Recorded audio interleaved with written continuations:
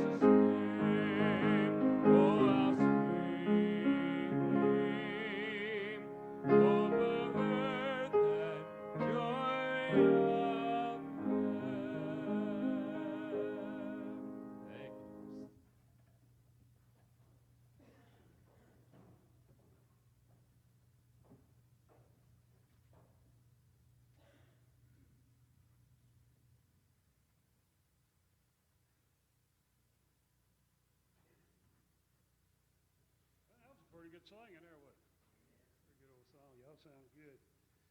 1 Samuel chapter 17 tonight. You have a Bible with you?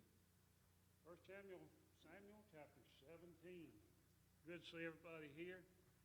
Brother Kip's away at the Southern Baptist Convention. At this particular time in Bible history, we're talking about a time when Saul, the first king of Israel, was king at this particular time. If you remember back a little bit, King Saul had done very bad things in the eyes of God. Y'all remember what he did that really cost him his kingship?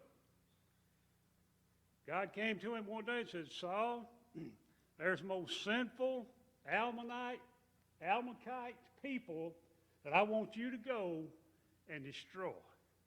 Remember that? He said, I want you to destroy the men, the women, the children, the livestock. If it's alive there amongst the Amalekites, you are supposed to destroy it. Remember what Saul did? He didn't do what God told him to do. That cost Saul a lot of heartache. Cost him really in the long run, even though it didn't immediately, it cost him the kingship. The Bible even says that, leading us up to chapter 17 here, that God took his spirit away from Saul. And he replaced that good spirit with an evil spirit. We don't really know what that evil spirit was. But Saul was having a bad time after he disobeyed God. We know that. And some Saul's servants came to him one day and said, hey, we've heard of a boy, a man, a fellow, that could play the harp.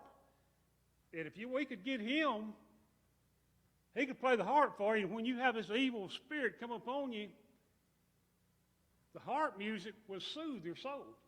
Music does kind of soothe the soul, I guess, as we say sometimes. Makes us feel better sometimes. So one of these servants, they said, I know a man that lives in Bethlehem, got a son named David. Y'all remember that story. How David played the harp. So they went and got David from Bethlehem, brought him to King Saul, and David began to play the harp. And when Saul felt bad, got an evil spirit come up on him, that music that David played would ease his feelings and he would feel better. And that's kind of where we're at right here now. Saul is going out as king. Samuel has already anointed David privately as the next king of Israel. But it's kind of private right now. It would be like 15 years later from this time that we're in right here in 1 Samuel that David would actually take the kingship after Saul in Israel. So it's going to be a while. What kind of man was David, y'all? Was he just a little shepherd boy? Was he a big old stout man? We usually think of David just being a young, is that right? A young shepherd boy, don't we? That's the kind of way we see David. Just a young, tender-eyed, maybe tender-hearted shepherd boy. Let's see if I can find a verse right here right quick. In chapter 16, verse 18, I'm just going to throw this in there because this sheds a little light on David that I don't think we usually think of. And David's in chapter 17 here, so we're just leading up to that point. But chapter 16, 1 Samuel, verse 18, look at that what it says. This is when they were going to get David to play the harp for Saul. And this servant says, I know a guy. And he kind of describes him. In verse 18, it says, Then answered one of Saul's servants, and said, Behold, I have seen a son of Jesse, the Bethlehemite, that is a cunning player. Well, he played the harp, as we know. But what's this right here, y'all? Describing David. He's a cunning player of the harp, and a mighty valiant man. Notice how I describe it. Didn't say anything about him being a shepherd boy, did he? That watching his father Jesse's sheep. And watch what he says further. So David was a mighty man and a man of war. In chapter 17, we're going to see, if we get that far, where that King Saul, he thought David was just a young nobody, not a warrior, just a young shepherd boy. But that's not the description of him right here.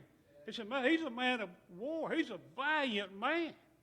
You ever thought about David as being a warrior, a valiant man? That's the way this guy described him.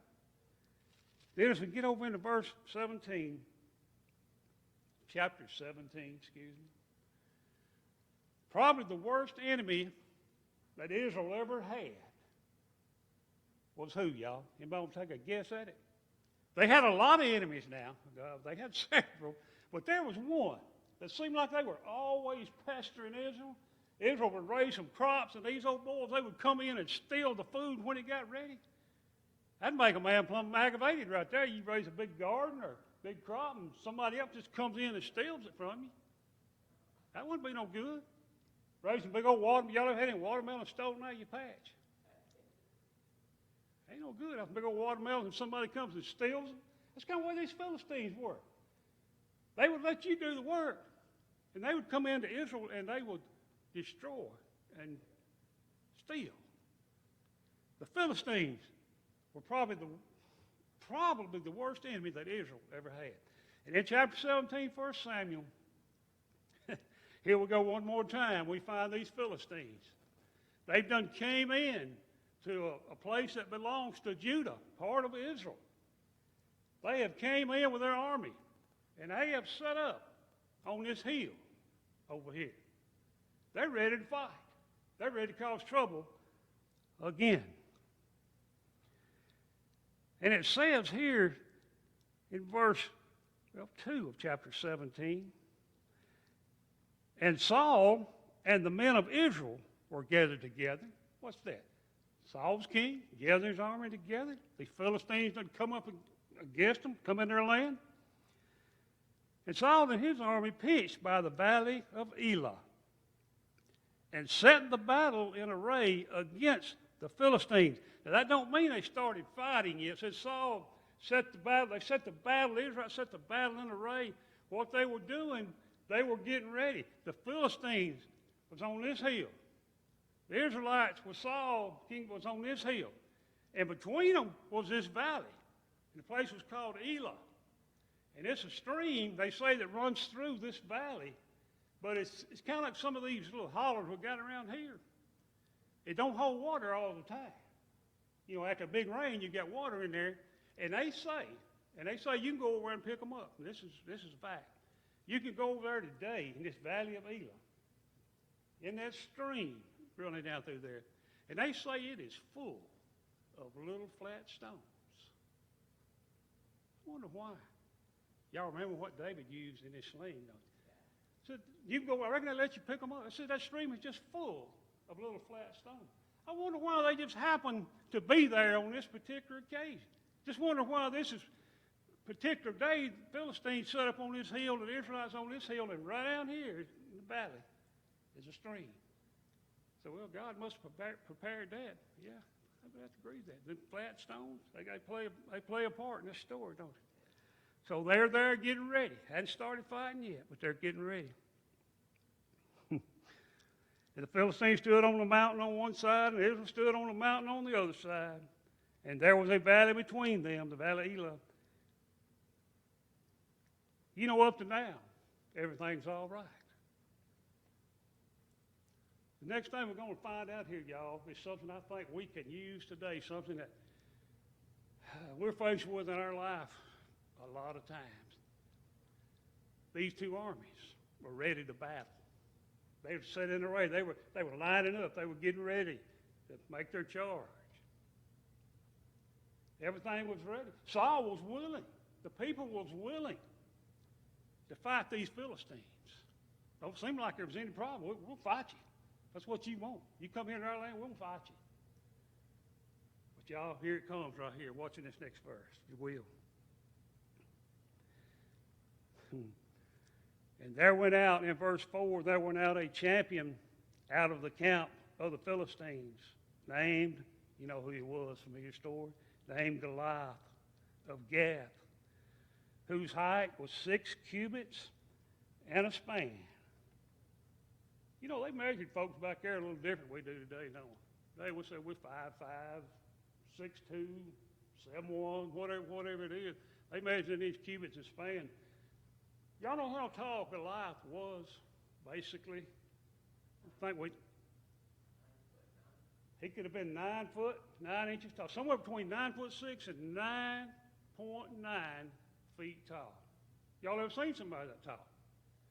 The tallest man I remember in the world was, in the last several years, has been like, what was it? I can't think of the guy. I think he was like 8'2", 8'3", something like that. He wasn't as tall as Goliath. If you can't kind of get that picture in your head, y'all all seen a basketball go, right? Everybody knows what a basketball looks like on a basketball court. How tall is that basketball, that rim, y'all? To the rim, from the floor. How tall is it? It's 10 feet. 10 feet from the floor. Think about this. You want to know how tall Goliath was?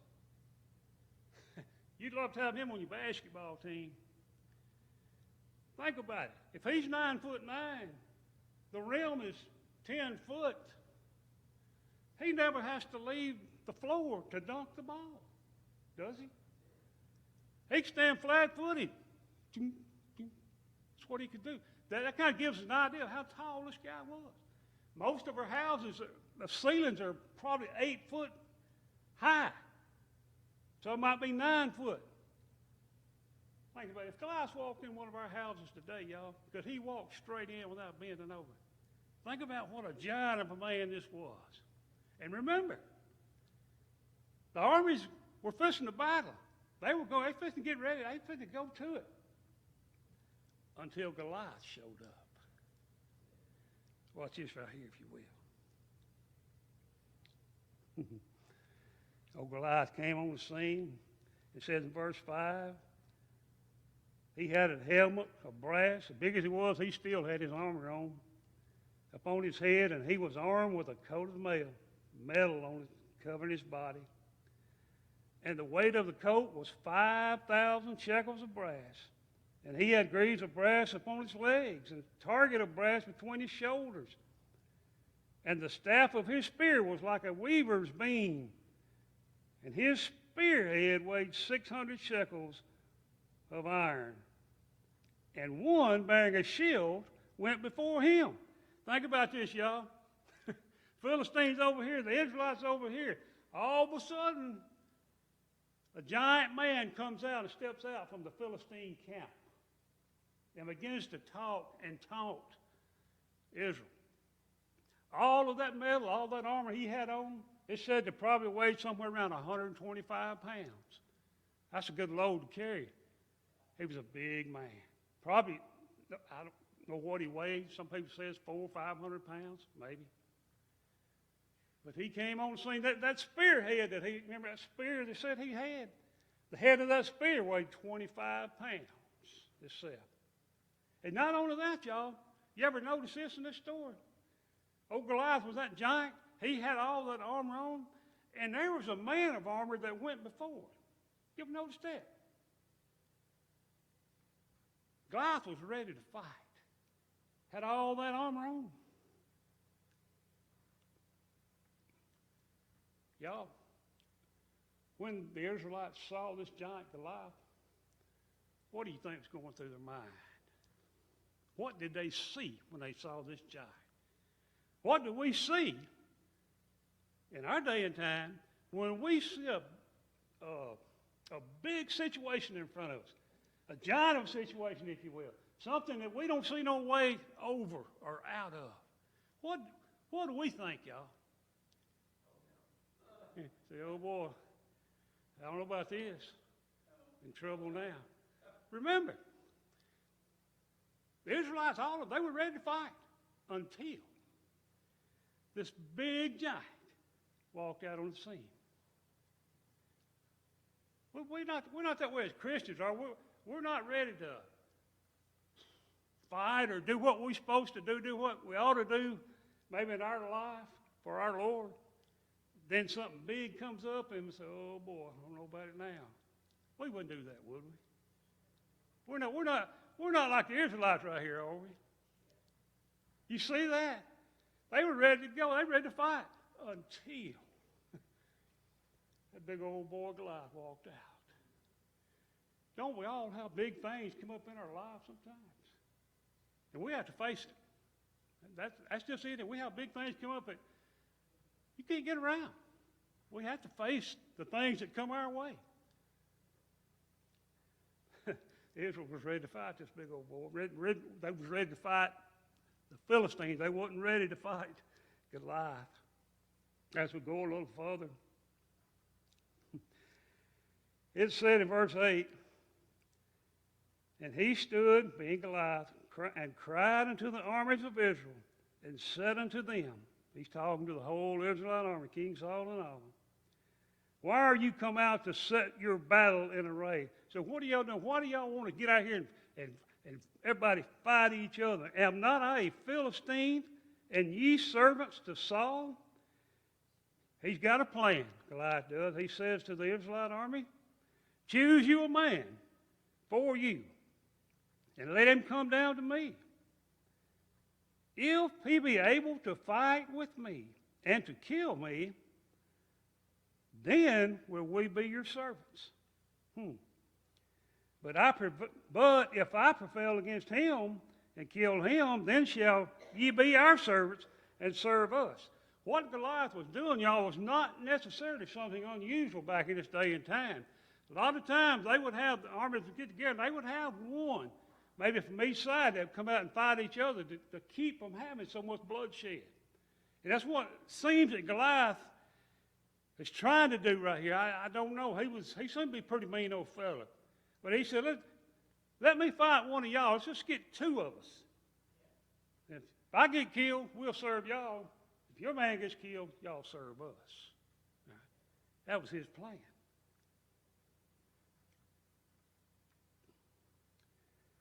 When Saul and all Israel heard those words of the Philistines, watch this, y'all. They were ready to fight. They were ready to fight those Philistines until Goliath showed up. When they saw this Philistine, they were dismayed. They were beside themselves. They didn't know what they was going to do. Greatly afraid. Can one thing in our life, y'all, get us so afraid that we're ready to just back up? Maybe wrong.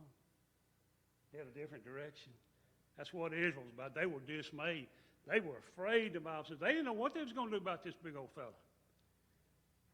They were willing to fight the whole army, but they didn't know he was there. See?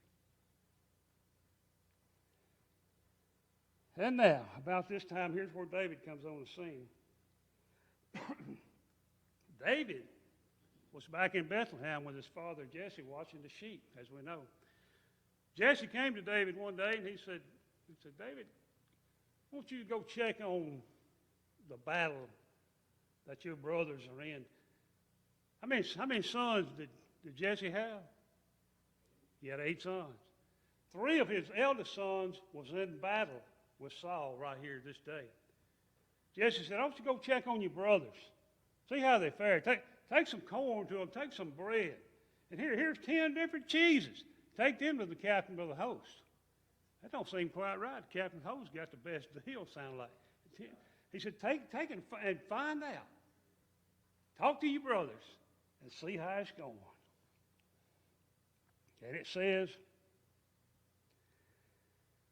in verse 16, and the Philistine, which was Goliath, drew near morning and evening and presented himself 40 days. Y'all, in that 40-day period, how many times did Goliath come out there to defy Israel, to talk bad to them, talk smack to them? As we say today, you see a couple of boxers going to box before they box, man, they just mouthing off at each other, talking that, what we call smack. Sometimes football players that do it, well, we're going to beat you to death. You lost this before you get started, and all that kind of stuff. That's what Goliath was doing. He was just bad-mouthing Israel. Like he was going to take care of himself. He's wanting this guy to come out from Israel's army so he felt like he couldn't lose, I think. You just send a man out here and I'm going to beat him. I'm going to kill him. I think that's what he was thinking. You know what? The Bible says Goliath every day for 40 days. How long is 40 days, y'all? It's about, what, 31 days in a month? That was about 6 weeks. Wasn't it? There about, I mean, real close, about 6 weeks. So for about 6 weeks straight, every day, Goliath came out in the morning and in the evening. He came twice a day. He came 80 times to talk this smack to Israel, to talk his meanness to Israel. 80 times.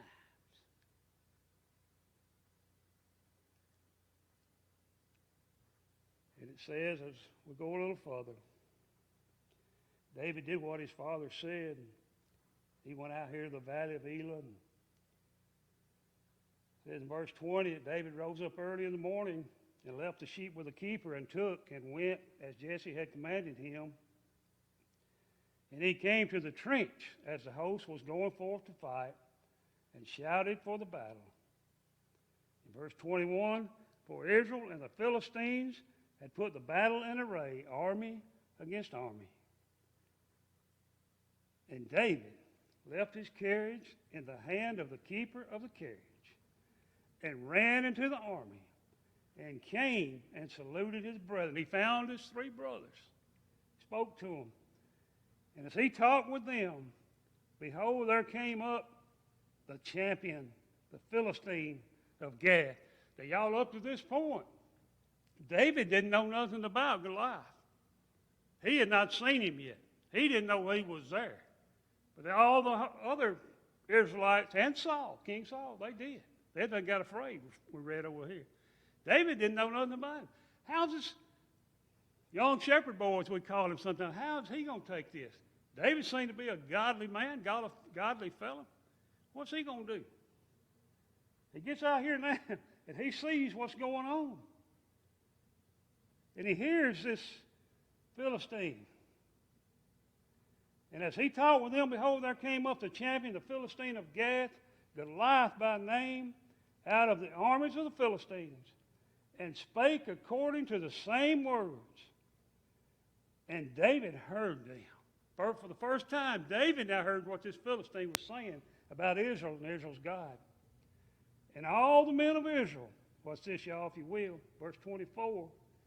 And all the men of Israel, when they saw the man, they fled from him. The Israelite army, and Saul was with them. They ran away from this champion, Goliath, and were so afraid. And the men of Israel said, have ye, talking to David, have ye seen this man that has come up? Surely to defy Israel is he come up. And it shall be that the man who killeth him, the king will enrich him with great riches. Look at these soldiers here, they were telling David, said, the person that kills this giant, kills this big old fella, the king going to give him a lot of wealth, a lot of riches. Got a question right here, y'all. How come King Saul didn't go out there and fight Goliath? He was the king. He was the leader of the whole Israelite army, if you will. Was Saul a little man? Was he a big man? Tall, short? Y'all remember about Saul? The Bible explains pretty good about what he looked like. Oh, he was a big man. Yeah, we can believe that. The Bible says that Saul, you remember, he stood head and shoulder above all the other Israelites. So no doubt he was the biggest, in that army, he was the biggest one out there, the tallest one out there. But he was running too. He didn't want to fight Goliath either. What did Saul and the Israelite army see in Goliath, y'all? What did they see in him? How did they look at him?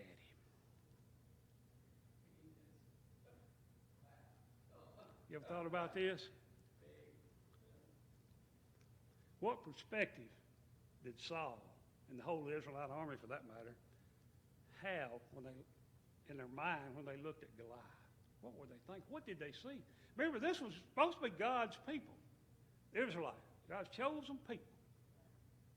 They were really willing to go fight the army of the Philistines until they seen this giant. They got a perspective in their mind. We can't beat this fella. We can't handle him. The way we do sometimes, maybe in our lives. You know, this is big. I don't know what I'm going to do. I can't think I can handle this. That's what they, no doubt, what they were thinking. And as I read on a little further, David's beginning to see this Philistine and hear what he's saying.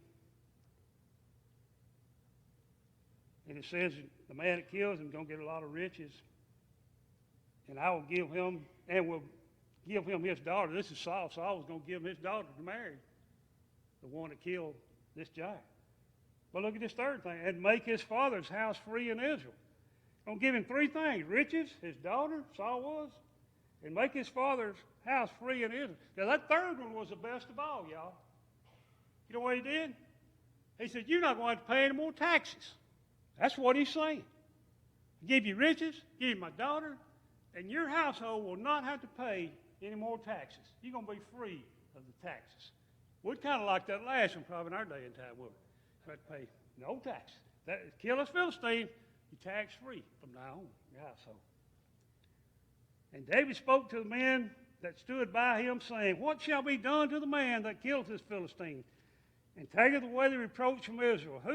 For who is this uncircumcised Philistine that he should defy the armies of the living God? So the people began to answer David, and they told him again. David said about 3 times, what's going to happen to the man that kills this giant? David's older brother, Eliab, was hearing what David said. Y'all remember this? Eliab got mad at David. He almost called him a little runt and a little squirt. He didn't exactly use them words. But he said, why are you out here, David? How come you ain't back there keeping them few sheep? How come you ain't back there with your father Jesse keeping them few sheep? What are you doing out here? He said, I know your heart, naughtiness of your heart. You've come to check this battle out and see what's going on. That's why you out here, Eliab told him. But that wasn't the reason. And David said, what have I now done? Is there not a cause? There's a reason here. I'm here. And he turned from him toward another and spake after the same manner, and the people answered him again after the former manner. So David found out what the person would receive that killed Goliath. Then in verse 31, and when the words were heard which David spake, they rehearsed them before Saul, and he sent for him. And David said to Saul, let no man's heart fail because of him. Thy servant will go and fight with this Philistine. Now we got something going here, y'all. David had for the first time seen this giant of a man. And all of his armor, spear, all he had. All the Israelites, including King Saul, had saw Goliath. What's going on here, y'all? The Israelites, the Bible said, were afraid. They ran. They were trying to get away from Philistine. What did they see in the Philistine? David came the first time. He saw this mighty man, Goliath. Here's I think, one of the, maybe the lesson in this whole, one of the lessons in this whole story of what did David see? What did David see when he saw Goliath? You see the perspective that we can have and people has? The Israelites were scared to death of this giant of a man. That was their perspective. We can't fight him. He'll kill us. But what did David see? What do we see, y'all? When those circumstances come in our life, here's a question we can ask ourselves. I believe this will help us in our daily life. What do we see when a giant comes in our life?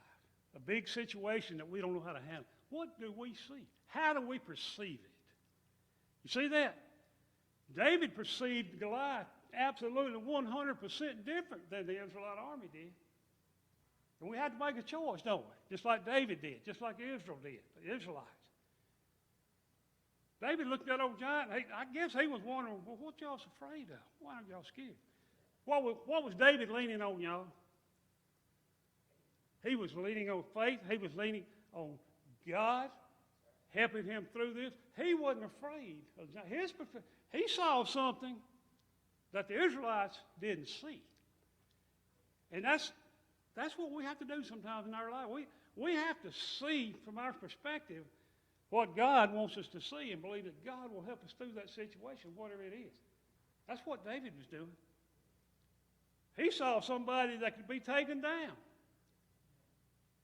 The Israelites saw somebody that couldn't. Something to think about as we go through our life every day. What comes along? How do we perceive it? What do we think it is? What do we think about it?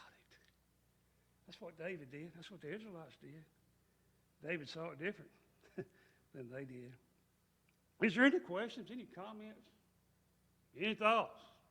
Anybody?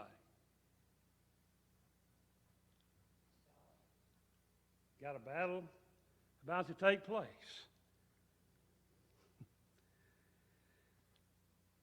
So David wound up going to Saul. Servant, so we know this man here says he'll go out and fight Goliath. So he comes to Saul, David does, and you know, Saul says, David, you can't do it. You can't fight him. You know what helps us too in our lifetime when we come up against something huge like, say, this giant right here? Y'all think it helps us to remember back what God has done for us in the past? I think that'll help us, y'all. I think if we can remember back how God's been so good in the past to us and what he's done for us in the past, look back at that resume, so to speak. You remember what David told Saul here? We won't read it all. It's a whole lot of reading. We won't read it all. But Saul's there before David, and Saul said, you can't do it, son. You just you can't do it. Hey, David was a mighty warrior, according to verse 18, back over in chapter 16. You can't do it, son. David was wanting to do it. He wasn't wanting Saul. A lot of times we'd like somebody to talk us out of what we're trying to do, don't we? We just wish you'd talk me out of doing this thing right here because I don't know how this is going to turn out. David wasn't that way with Saul. David came, he wanted to fight Goliath because he was defying God's people, the armies of Israel. And David said, look, Saul, he probably didn't say it just like that, but he said, look, I'm going to tell you what's happened. I was out watching my father's sheep one day back in Bethlehem. Here come a lion in there. I grabbed him by his beard. And God help me destroy that lion. And there also came a bear in there at them sheep. I killed that bear. I've done killed a lion and a bear because God allowed me to do that. I can whoop this Philistine. I can beat this Philistine. That's what he was telling Saul. He was making his case. He said, I done saw what God has done for me in the past, and I know what he'll do in the future. But that helps us. We think, I know what God's done for me in the past. I know what he'll do in the future. Y'all think God is the same God that helped David whoop that bear and that lion and find a Goliath?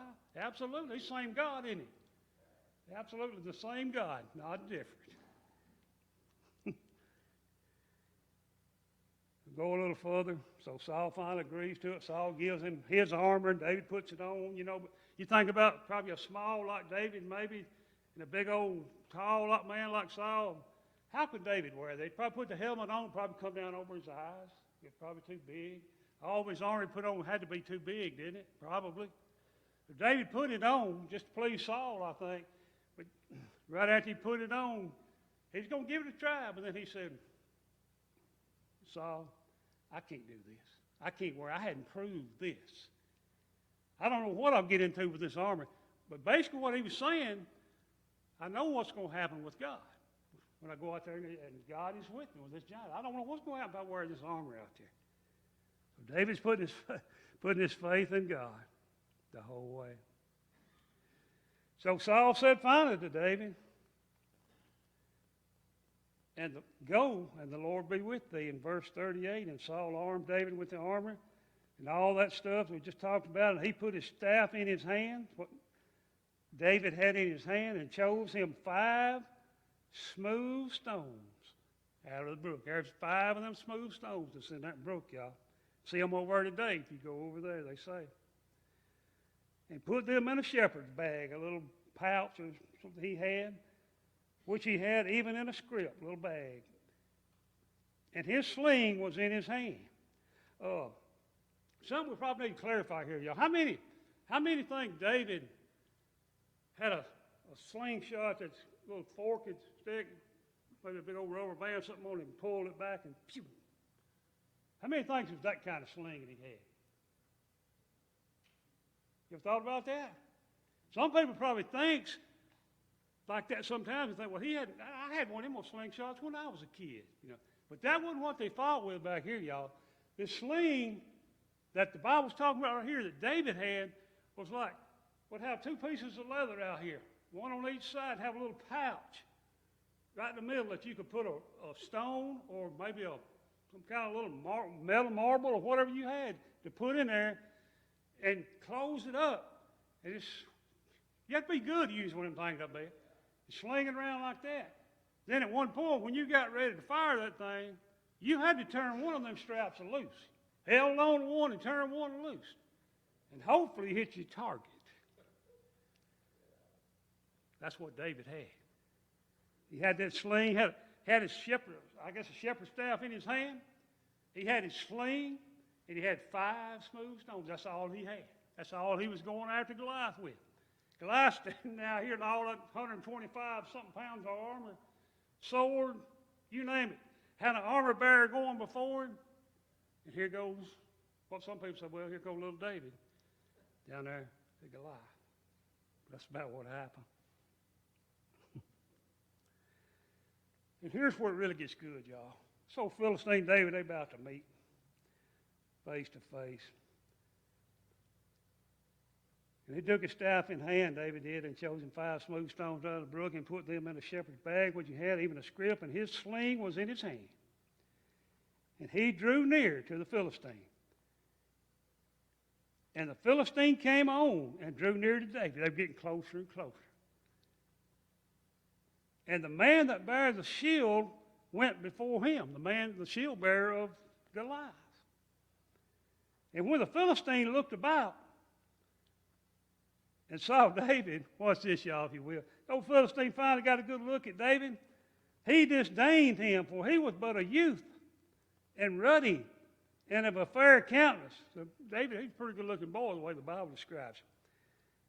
And the Philistine said to David, am I a dog that thou comest to me with staves? Philistines couldn't believe a man like the young David came to him to fight him. He couldn't believe it. He was insulted, it seems. And the Philistine cursed David by his gods. Probably Dagon is one of the gods that they served. And the Philistine said to David, here comes that smack, y'all. Come to me, and I will give thy flesh into the fowls of the air, and to the beasts of the field. You just come on over here, little fella. I'll feed you to the birds of the air and the beasts. I'll take care of you.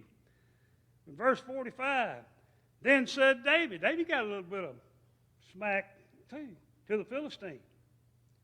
He told Goliath, he said, thou comest to me with a sword, with a great spear, and with a shield, but I come to thee in the name of the Lord of hosts, the God of the armies of Israel, whom thou hast defied. In verse 46, watch this, y'all. David said, this day will the Lord deliver thee into mine hand, and I will smite thee and take thine head from thee. So I will cut your head off, Goliath, because the Lord's going to help me do it. And I will give the carcasses of the host of the Philistines this day unto the fowls of the air and to the wild beasts of the earth, that all the earth may know that there is a God in Israel. He said, I'm going to kill you, Goliath. I'm going to cut your head off. And all the people's going to know that there is a God in Israel. And all this assembly shall know that the Lord saveth not with sword and spear, for the battle is the Lord's, and he will give you into our hands. Y'all, do y'all think we ever try to fight with the wrong things sometimes in our life as Christians? You see what happened?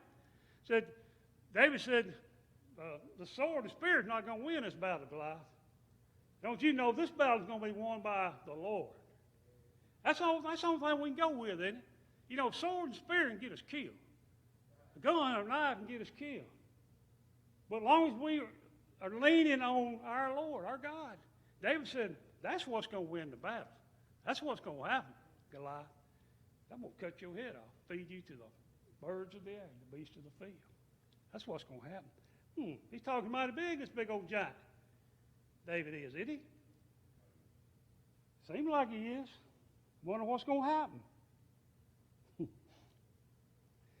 Verse 48, and it came to pass, when the Philistine arose, O Goliath, and came and drew nigh to meet David, that David hasted and ran toward, watch it, David ran towards Goliath.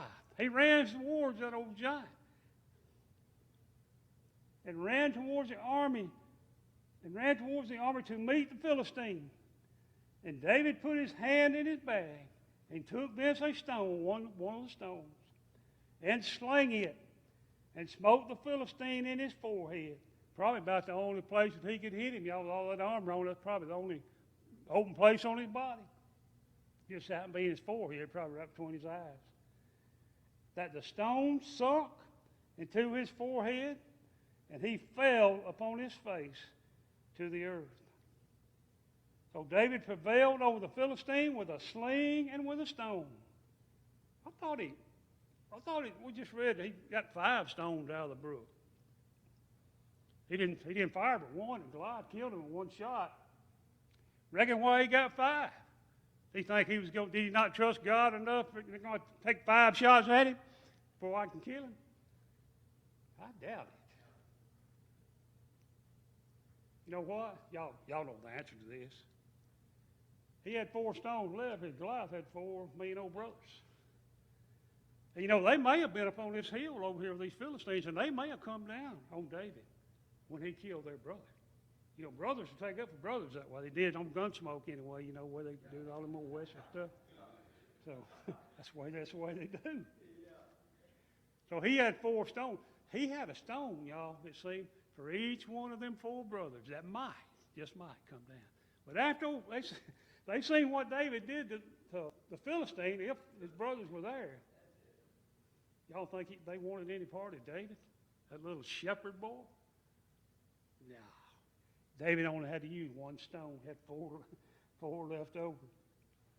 Then he smote that Philistine and slew him, but there was no sword in the hand of David. David didn't have no sword or spear. Therefore David ran and stood upon the Philistine, jumped up on him, and took his sword and drew it out of the sheath thereof, took Goliath's sword, his own sword, and slew him. What did he tell him he's going to do to him a while ago? Cut his head off. He drew Goliath's sword, chopped his head off with that sword, held it up, and it says, and when the Philistines saw their champion was dead, they fled. Now that wasn't the deal, was it? I thought, wasn't the deal that Goliath come with said, you know, if your man beats me, we'll serve you. What's going on? They're running. They're not even keeping the deal. Maybe it's just his deal. But they were running away. Oh, but now, Israel's going to be big now, aren't they? Israel's going to get brave. The giant, the main one's dead. The main one's gone. And the men of Israel and of Judah arose and shouted and pursued the Philistines until they come to the valley and to the gates of Ekron.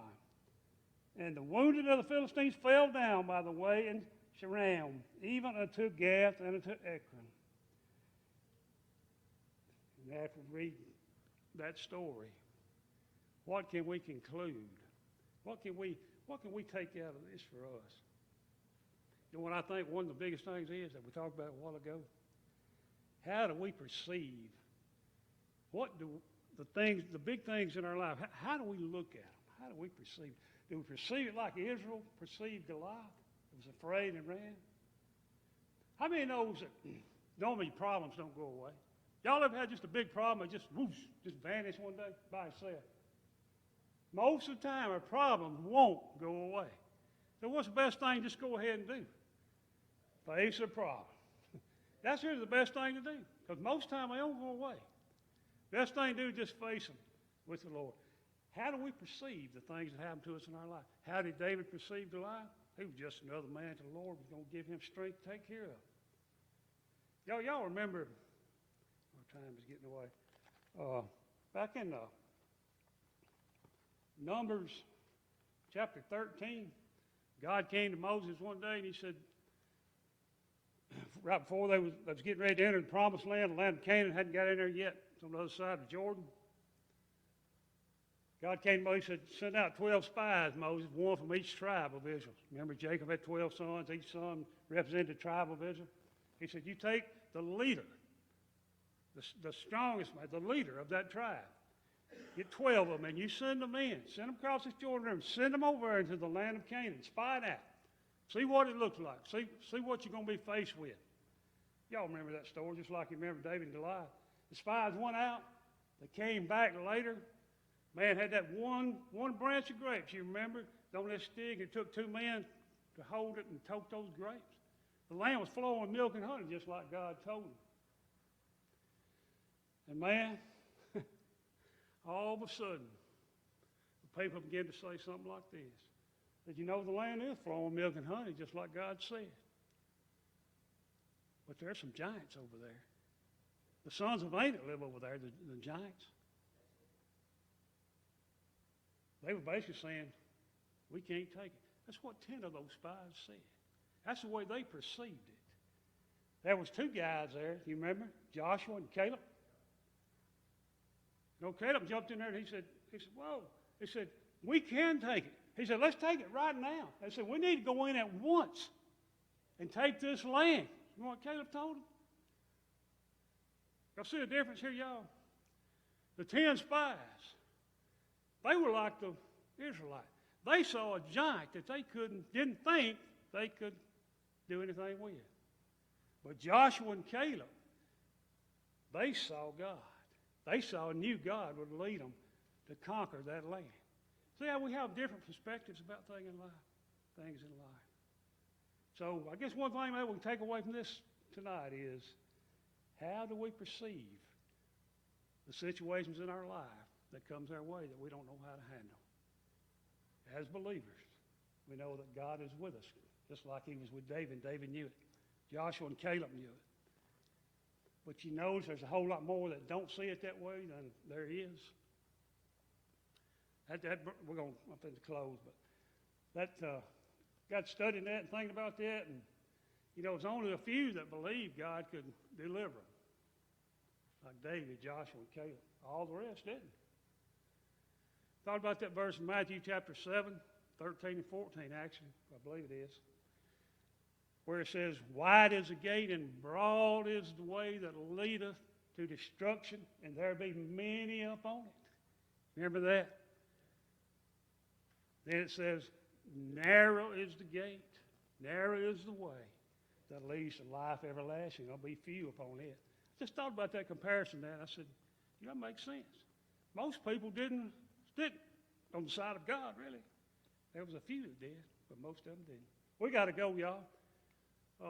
Any prayer requests before we go? I don't forget that. Need to pray for Brother Mac, who's still home. Miss B's having some shots in her shoulder Friday. Remember her?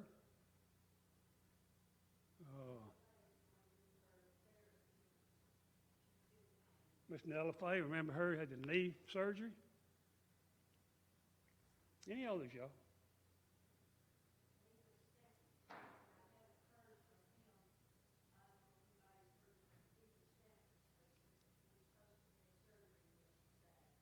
Okay. Anybody else? Anything else? Good to see everybody tonight. Thank y'all for coming. Brother Kip should be back next Wednesday. I hope. He should make it okay. So, anything on your heart, on your mind before we go? We're fixing to have to go. Brother Teddy, would you pray with us? Get us out of here, please.